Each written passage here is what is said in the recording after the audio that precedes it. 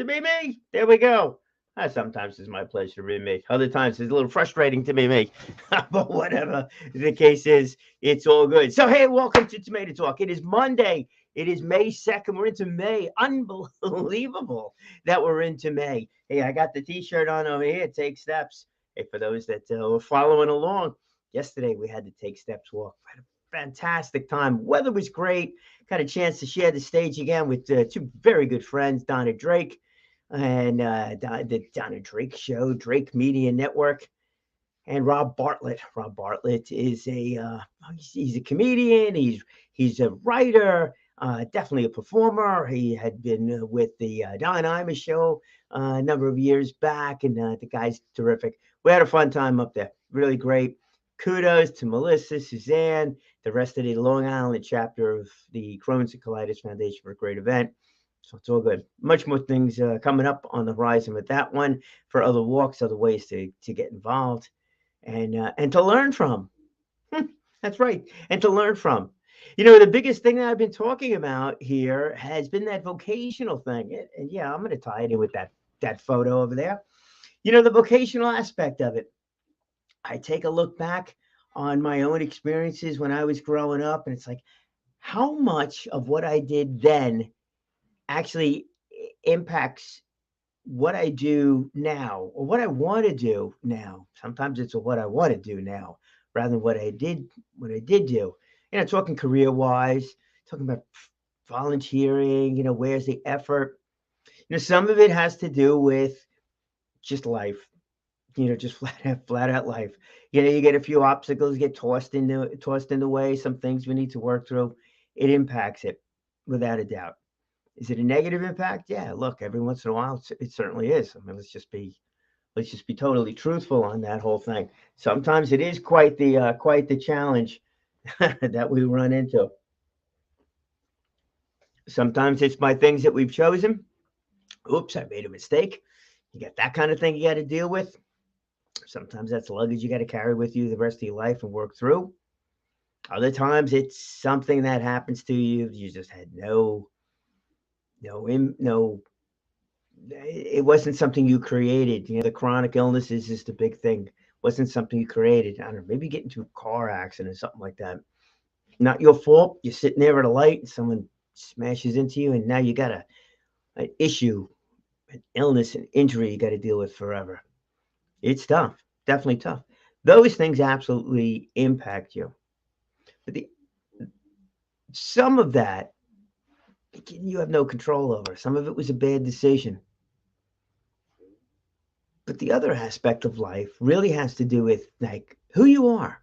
What is it that gets you excited, motivated? Your reasonings are going to be different. Maybe one of those two prior scenarios are part of the whole thing. Something happened to you or something you did.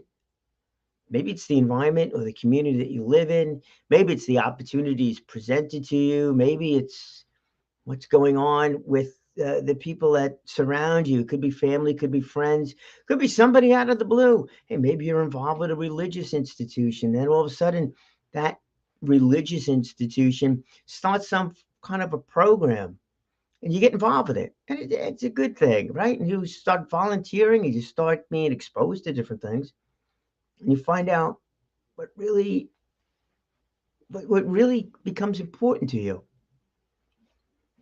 It was a career day I did for a fourth grade class. It's one girl, you know, she volunteered at a church. She got involved with the clothing and the rest of that stuff. She made repairs. She mended the clothes wherever it was. And you know, when I asked her about that, she started talking. She said, "Oh, one day I'd like to be a seamstress." Okay, where did that come from? You know, where did it come from? Did it come from the fact that deep down inside she always wanted to be a seamstress, or she was exposed to it because she was involved with the church and doing those things? Don't know. Didn't think about asking at the time, and I don't know if I would have gotten a response on that one. I've asked a couple of people that kind of thing. You know, it's one of those what came first, the chicken or the egg? Doesn't matter. You know, doesn't matter. There are some of us that are given these abilities that are just unbelievable. Like, where did that come from? Well, you can't really learn it. You just have it in you. You know, the sports figures, right? These baseball, football players, tennis, hockey, downhill skiers, whatever it might be. Any of those things. Like there's some crazy ability that a lot of those folks have, and that's unbelievable. And the fact that they were able to identify that and work with it, that's great. And that really becomes the crux of so many of the, let's say, the driving force. So one of the things that that I like to focus on. Now I had, hey Alex, good afternoon to you, morning, afternoon, wherever you might be, and that kind of thing. But that really becomes the driving force of a lot of what I like to deliver as a message. Definitely have gotten involved with the vocational stuff. I've definitely spoken at many schools as part of their career days. I would say high school career days. Sometimes they're earlier than high school career days. And the message I really want to deliver out, or the question that I want to pose to everybody is, what if you took a look back when you were in fourth grade? What were those things that you were doing? What were those things that you were doing that you found it interesting? And that kind of has driven you in a career path that maybe you weren't realizing even at the time. I take a look back at me, me in fourth grade. It was it was a joke that the teacher told. Gosh, I thought it was hilarious. It's like, I can't believe I remember this. He's like, "What does a 500-pound what does a 500-pound canary say?" And in the deepest voice, he said, "Chirp." I started cracking up. I couldn't stop laughing. I wound up with the nickname of Chirpy on that one. There you go, folks. Chirpy. And man, I just thought that was the funniest thing in the world. Maybe that's why I enjoy, the comedy as that goes along. Sixth grade is this is quite the resume I'm giving you here. Hey, sixth grade, it was sixth grade. I played Christopher Columbus. Christopher Columbus. I had my vest on, and we were going. We did the whole thing. Hard. One of the crewmates said, "I see land," and I gave that person my vest. It was all ad libbed. It was all ad libbed. There was no script. We knew the storyline. The teachers just let us go with what we thought we should be saying at the time. Really cool. And that kind of thing. Remember camp, I played one of the monkeys in The Wizard of Oz. Oh, it was an outstanding role. Kind of. I don't remember the play. I just remember some photo we got. But the point is that I always enjoy those kinds of things. Why? I don't know. Just kind of did. And I was also very shy as a kid too. So go figure that one out, right? I enjoyed the stage side of it, but then quiet on the rest of it. But now, if we're able to ask that of our students today, and have them take a look at the mirror, or maybe a slight review mirror, depending upon their age group, do you think that that would help them along in their career path? You think that would give them some thought as to what it is that they're naturally good at, where they use that word just? Oh yeah, when we play baseball, I just seem to be the one that hits the home runs. Hey, not me. Let's not get any confusion on that. But what if that student said that? Or when it comes to, let's get back to that picture over there from the high school, that rat rod that you saw in the back over there, or George or Dennis, when they take a look back when they were in fourth grade, when they were early, and the engine wasn't running right, and they were just able to hear it, just figure out how to tune it properly because they heard something. They had an ear for something inside of that engine. Was the amount of air getting through? Was it the fuel mixture? Was it something else? The timing belt? I wouldn't know. Not a clue in the world as to where to begin with that. But somehow they knew. They just knew it. They just knew it. So there, my friends, is actually the word of the day. My Toastmaster friends have chimed in over here. Hey, Kathleen, good to see you there too. Alex again. Doug, always a pleasure. And of course, my wife, Karen. It's that word just. So for you, your actionable idea here today is listen to when you use that word just. because that's what you naturally have the ability to do. And that really, if you could make a career out of that item where you attach the word just to it, now you will live that tagline out there, right? If you do what you love to do all the time, you're never really going to work. Yeah, that's true. You got the other issue is like, how do you take a break from that every once in a while? If maybe you don't want to take a break from it, and you're like so unbelievably fixated on it. We'll save that one for another one of those mental health days about how to actually, relax and do that. But for now, let's just stay on that word just. What is it that you just normally do? Make the career out of that. Change your career around a little bit. Change what you do around a little bit more about that. Oh gosh, and if you're in sales, if you're building something that's like kind of easy to do, if you're building something, you're probably there. But if you're in sales, that just word, that might be the value that you really provide. And that maybe can go into your elevator pitch, your description, your about me page that you have up on the sites. But here's the other just, and I want to bring back that photo over here. The just. What if we were able to just give these students a chance to further along what they're doing over here with that car? No, not that car in the front. That's George's car.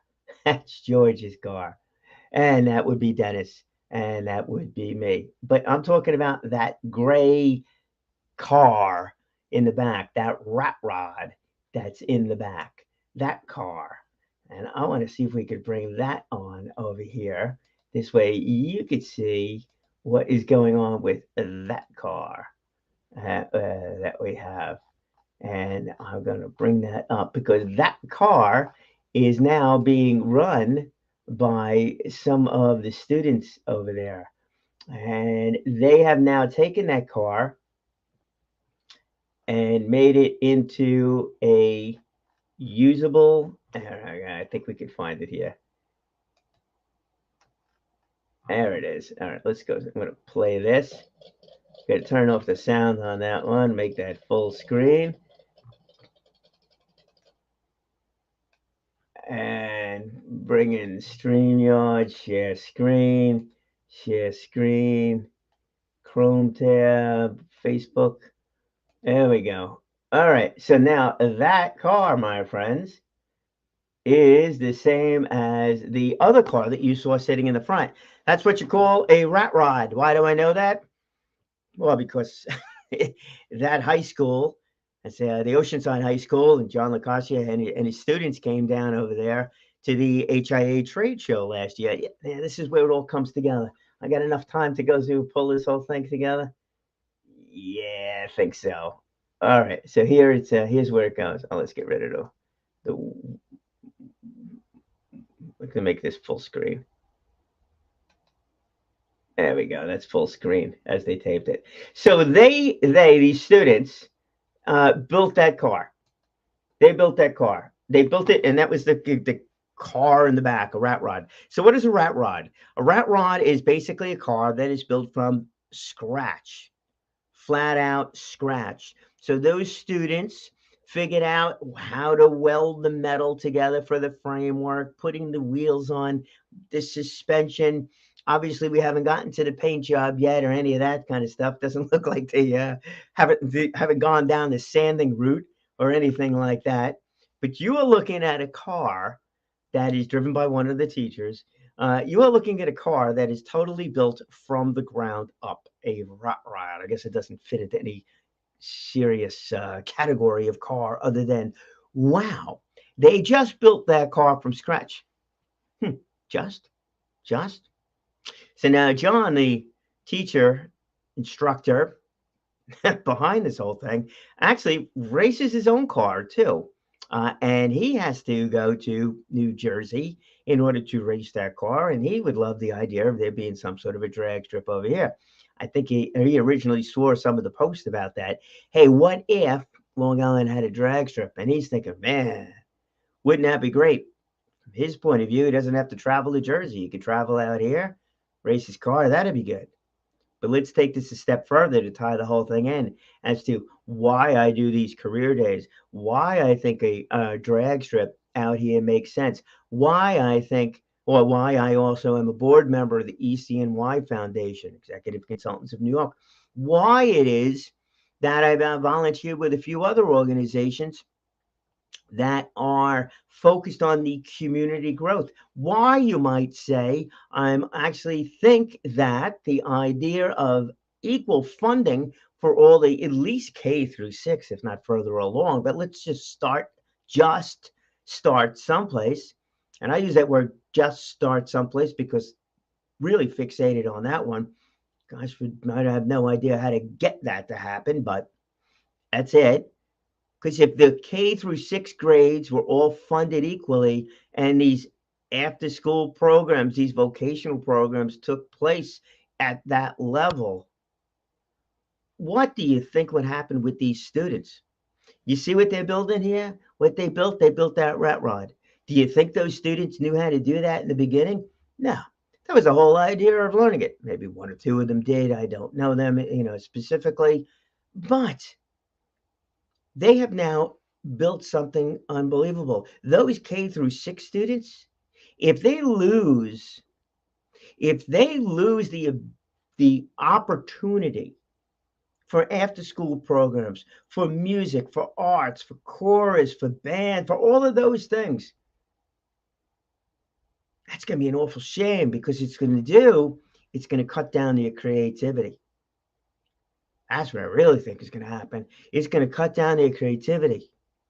And we can take a look at careers, and you should, and I'm going to tie this back in with what Ron Loveland and the Manufacturing Committee is doing and what's going to happen at the HAA trade show May 26th, is those manufacturers are there to talk about some of the careers that are involved in manufacturing. Now let's talk about my perception of manufacturing, is the fact that I didn't know manufacturing was any near as big as what it is on Long Island up until about, it could have been about 10 years now, 8-10 years ago. I didn't know. It was when I volunteered with another organization and I heard from company after company as to what's being built and designed here. See, I thought all that stuff disappeared when Grumman disappeared and that we weren't building the planes anymore. And that was a big deal. That was a huge deal. And some of the other manufacturers, and there's no smokestacks. So really what's being built here? And the train, there is a freight train, that's here, but it's not huge. It's mostly, you think of the railroads, you're thinking about passenger lines, right? The Long Island Railroad, the rest of that stuff. Trucking was local, not more than, big. We're, given the fact of where we are geographically, wasn't thinking along those lines. Never imagined it was, but it is. It is. And then also, if you think about manufacturing, I think about straight out like assembly line manufacturing, right? It's all automated. Creativity, not really a part of it. Definitely wrong on that. Spoke to one of actually the president of one of the metal manufacturing companies. And I asked him, I was like, hey, I'm sitting there and I talk to the schools and, whatnot, about vocations and things like that. And the earlier we could start and expose some of the students, to things that they really truly enjoy and the possibilities of career out of it. I was like, what do you think on that? And what are you looking for in a new employee? Because I'm looking for somebody that, obviously can work with metal, but I really want somebody that loves to work with metal, somebody who is creative, somebody who could look at something and design something. I was like, I'm surprised about that because I assume it's, again, more assembly line. He said, no. There we go. Brian stands corrected yet again. No. It's like, oh man, I know I'm wrong here. This is where we keep quiet and do some listening. Well, the comments from him is that he'd love to see this kind of stuff. He actually went back to talk about soapbox derbies, right? Soapbox derbies with the Boy Scouts, Cub Scouts, whatever grade that is, or I should say Scouts. And when they're building these things, because I want an employee that just looks at something and says, hey, This is a way we could do it better. That's that entrepreneur thing. And I will find out who gave me that term, entrepreneur, so I give a full credit. I think I know who it is. But so he is looking for somebody who wants to work for the established company, who wants to do that 9 to 5 job and have that stability, but doesn't want to do the same thing day after day. Wants to be able to create stuff.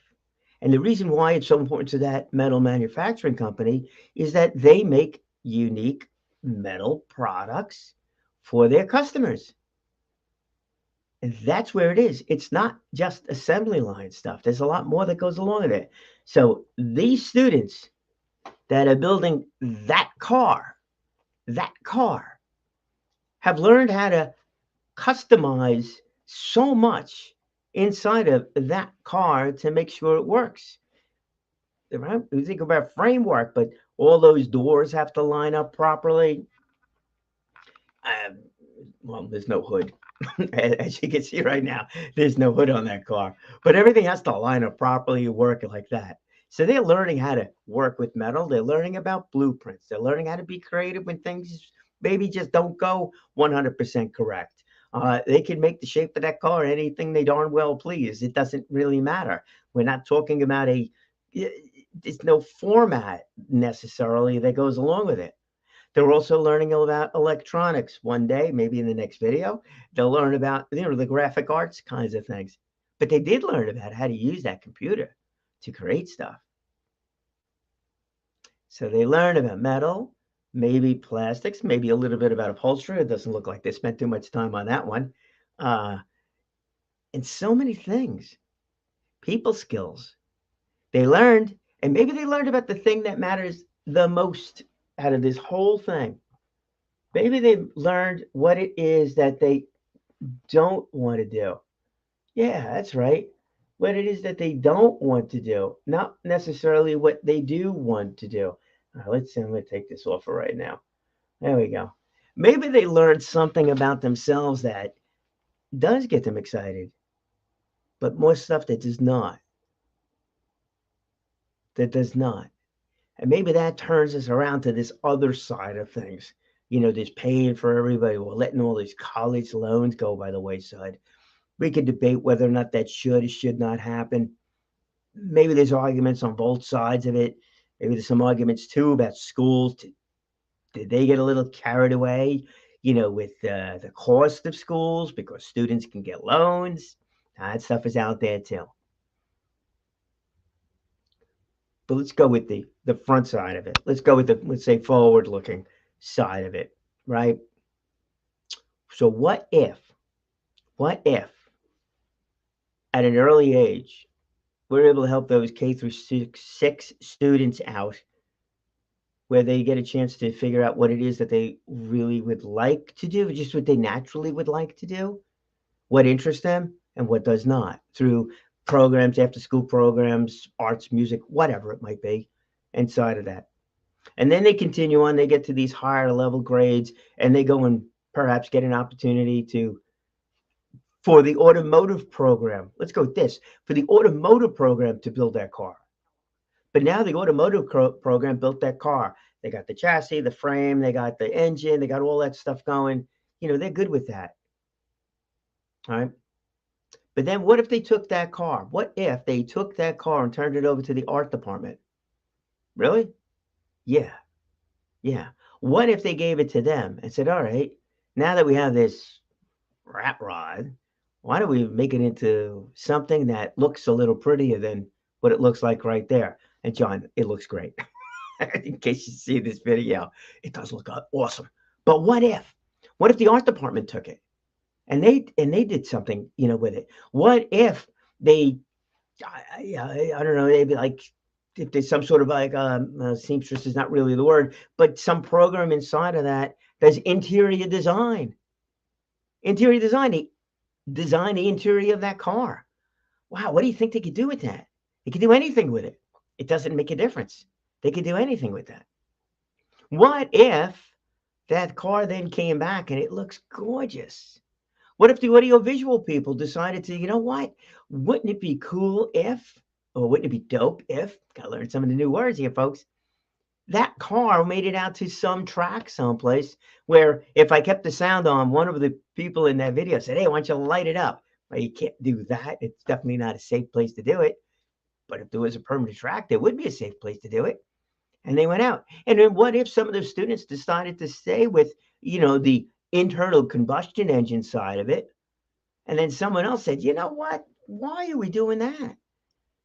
Why don't we now design another car that's battery operated? Because that's the way it's going. And what if those engineering students now started to get involved and looked at it from the standpoint of, yeah, battery, and then how do we power it? Well, solar panel on the school. I think that makes sense. But what if the car was actually a solar panel? I know that's a little crazy, is it not? But then again, if we go back 100 years with cars, when you started a car, like the whole neighborhood knew it. Now you start a car, you don't even know. And that's a combustion engine car. It's so quiet. How'd that happen? How'd that happen? Because there was always advancements. There was always changes. I saw a story about going back cars. When you started a car back in the day, long time back in the day, there was a crank on the outside. Do you know why there's now a starter on the inside of it? Obviously because of advancement, but because one of the gentlemen that was involved with developing cars, when he turned the crank, the engine started, the crank hit him in the head and killed him. One of his friends got so upset about the whole thing, he said, that's it. We got to make sure that there's another way to start these cars. Internal? I mean, you and I take that for granted, but you think that person was looked at as a crazy person? What do you mean? It's always been done. Always been done. That's what our students really need to change. The always been done. Who cares about what's always been done? It's a matter of changing it for the future. Yeah, it'll definitely tick off some people. I could see there being a drag strip out here and only having electric cars going down the track. Oh my gosh. I know. I say that out loud in front of the wrong group of people. It's like, what are you, nuts? Well, if the person that did the internal starter on a car said that in front of the wrong group of people, what do you think he would hear? What are you, nuts? What are you, nuts? What about like tires that don't get flats anymore because they got some internal whatever on that one? Or a car that knows everything about what it is that you're doing, where you're going, well, tell it where you're going, but where you are. If you're getting too close to somebody, you got all these warning lights, beeps, bumpers, and all this stuff that comes up. You don't have to know anything. Like cars too. Ignition switch. Well, you turn a handle on some of these cars, you press a button and it starts. Well, cars that park themselves. That's crazy. It's not crazy. It just is. Where are we going from here? You're starting to see more and more cars that are flying cars. Come on, no way. Well, that'll fix the pothole problem. I don't know what other problem it's going to create, but the future is here. The future is always here. Always is. This conversation could have taken place 20, 40, 50, 60, 100 years ago. Every time, every generation, every time there's a change, there's going to be somebody who says, come on, man, you can't do that. But there's always somebody else that says, yes, we can. And this is how we do it. And those people should be nurtured. Those people can be maybe not created, but those people need the opportunity to do it. And that, my friends, where I'm going to end this thing on why I think the K through 6 crowd should be paid a lot more attention to, about having the ability to be exposed to different things, to understand that creativity is a part of everything in the future. Everything in the future. Everything will change. Everything will change. Electricity is going to be generated differently. Why? How? I don't know. Cars? You want to talk about car industry? I think by 2030, some reports said that 25% of all new cars sold will be electric. Absolutely. And now if you're in the Midwest, you think, come on, man, it's 50 miles to the nearest gas station, or how am I going to get the car, regenerate, stuff like that. I don't know, solar panels? You think? I think. And what if the roof of all these cars are collecting solar energy, and the batteries got a lot better. Or maybe we're able to transport electricity across the nation without it losing power as it goes through all of those lines. What if? What if we do nothing? Can't do nothing. We always got to keep moving ahead. And that's what we got to do. All right. 30 minutes, 31 minutes. You know what that means? What if I stop talking? I'll apologize to my wife. I get down and go chat with her for a while. All right, my friends. Hey, you know what? Keep busy. All right. So, what do we got going on this week, this month? It's May. So, it's May. What do we got? Cinco de Mayo. Absolutely. Small Business Development Center. They have their meeting on the first Thursday of every month. They have somebody coming in and speak. The Miller Business Center, I think same day. That's a strictly business event. Then you have got, well, what else we got? May 26th. That's the HIA Trade Show. I think I missed something in between, but that's the HIA Trade Show, May 26th. You must register for that in advance. Otherwise, you charge a $10 walk-in fee. Walk-in, that's right. It's back to a live event. That's at Suffolk Community College in the Brentwood campus. It's a $10 register for free. You avoid the $10 walk-in fee. That's it. I don't know if there's booths still available, whatever. Speak to Anthony Forgione about that. Definitely going to have a few friends down there. Ron Loveland and the manufacturing committee. They have their big job thing going on inside of the trade show. So it's a 2-for-1 thing. Executive breakfast is there too. So they're going to be talking about the growth projects or the growth engines on Long Island. That's what got me started here with this whole drag racing thing and Dennis Catonian team. So you never know. You just never know. Do what you can. Listen to the word just. And if you can, when you speak to your kids, or you get a chance to speak at some career day, listen for that word just. That's the key to it all. Speak well, speak often, live inspired.